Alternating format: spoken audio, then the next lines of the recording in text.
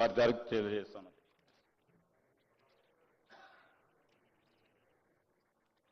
శ్రీ గంగుల కమల. Speaker sir, గౌరవ LP minister గారు on behalf the CM గారు ప్రవేశపెట్టిన ఈ యొక్క బిల్లు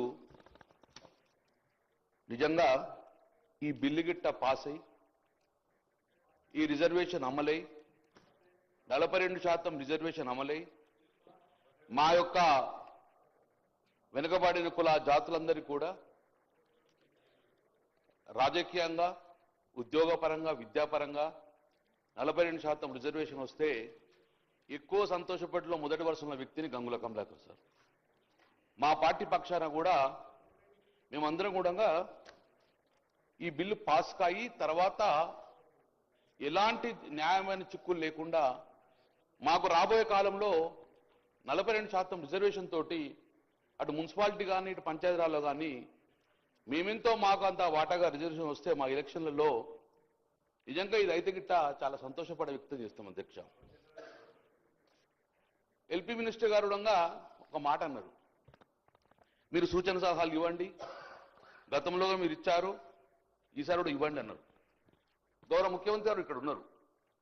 ఆ రోజు కూడా మీరు మార్చిలో బిల్ పెట్టినప్పుడు బిల్ 3, బిల్ 4 పెట్టినప్పుడు సంపూర్ణంగా స్వాగతించినాం. సంపూర్ణంగా దాన్ని ఏకపక్షంగా అందరు నిర్ణయం చేసుకొని ఈ బిల్లు పంపిన అధ్యక్ష. ఆ రోజు కూడా మమ్మల్ని సూచనలు అడిగారు, మేము కూడా సూచన క్లియర్ చెప్పినాం. ఏమని చెప్పినాం క్లియర్గా? గౌరవ ముఖ్యమంత్రి కూడా చెప్పారు, మీరు కూడా రండి, నేమ్ కూడా మెన్షన్ చేశారు, గంగుల కమలాకర్, శ్రీనివాసరావు మీరు కూడా రండి, అఖిలపక్షం తీసుకెళ్దాం, ఈ బిల్లు ఒత్తిడి తీసుకెళ్తాం అంటే yes sir will come with you అని చెప్పాము అధ్యక్ష. ఆ రోజు మార్చిలో 3, బిల్లు 4 ఈ పంపినప్పుడు మేము ఒకటే చెప్పాము, ఈరోజు శాస్త్రీయ పరంగా చెయ్యండి. శాస్త్రీయ పరంగా చేస్తే సక్సెస్ అయిన రాష్ట్రము తమిళనాడు. అశాస్త్రీయంగా చేయడం వలన ఫెయిల్ అయిన రాష్ట్రాలు బీహార్ కానీ, మధ్యప్రదేశ్ కానీ, యూపీ కానీ అశాస్త్రీయంగా చేయడం వలన కోర్టుతో మొట్టికాయలు వేయడం వలన అది రివర్స్ తిరిగొచ్చింది అని మనం కూడా శాస్త్రీయంగా పోదాము, దయచేసి వెనుకబడిన కులాలను మోసం చేయొద్దు అని చెప్పేసి శాస్త్రీయంగా చేయాలని చెప్పి ఆ రోజుగా ఇదే సభలో మీద చెప్పడం జరిగింది అధ్యక్ష. కానీ ఏ రోజు కూడా మా సూచన పరిణామం తీసుకోలేదు, మీరు మమ్మల్ని తీసుకెళ్లలేదు, పరిణామం తీసుకోలేదు, మమ్మల్ని పట్టించుకోలేదు.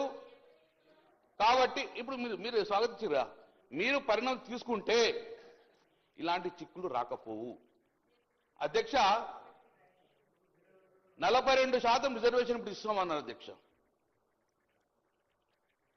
బిల్లు తీసుకొస్తాం, బిల్లు తర్వాత జీవో తీసుకొస్తామని చెప్పారు. నేను గౌరవ ముఖ్యమంత్రి సూటిగా అడుగుతున్నాను, ఈ రాష్ట్రం యొక్క అసెంబ్లీ తీర్మానం చేసిన తర్వాత బిల్లు పాస్ అయిన జీవో ఇవ్వాలంటే మరి ఈ 22 నెలలు ఏం చేసింది? మరి అప్పుడే మీ ప్రభుత్వం ఏర్పడిన తర్వాత 6 నెలలు ఇస్తామని చెప్పి కామన్ డిక్లేర్ ఇచ్చారు కదా, అదే రోజు మీరు జీవో వచ్చి ఎన్నికలకు పోవస్తుండే కదా, మరి ఎందుకు జీవో వేయకుండా సుమారు 6 కమిటీలు వేసిన అధ్యక్ష?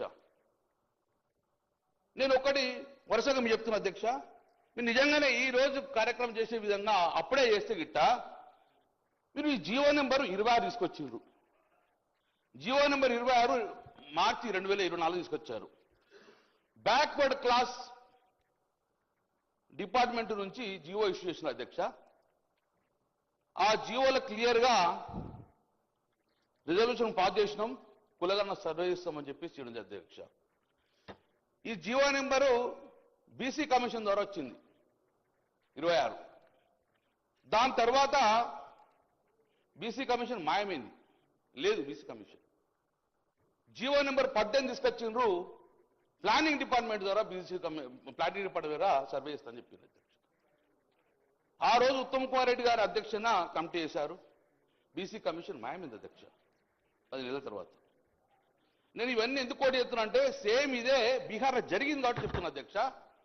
మేము దయచేసి మేము రాజకీయంగా మాట్లాడుతున్నాం, మా సూచన పరిణామం తీసుకుంటే ఈ బిల్లు పాస్ అయ్యి రాజ్యాంగ పరంగా మన చిక్కులు లేకుండా 50 చిక్కులు కావాలని కోరుకున్న వ్యక్తిని మేము.